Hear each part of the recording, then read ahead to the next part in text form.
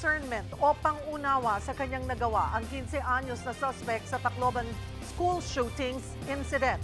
Ayon kay DSWD Secretary Rex Gatchalian, lumalabas sa inisyal na pagsusuri ng mga social worker na nauunawaan ng suspect ang kanyang ginawa at ang kahihinatnan nito.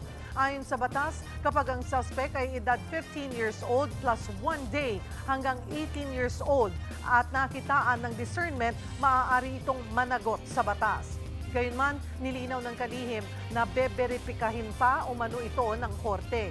Hinihintay pa rin na ang opisyal na resulta ng psychological evaluation sa suspect at sa kasabwat niyang menor de edad din. Mga kapatid, Cheryl Cosing po. Maging maalam at may pakialam sa mga napapanahong issue at headlines. Mag-follow at mag-subscribe na sa social media pages ng News 5.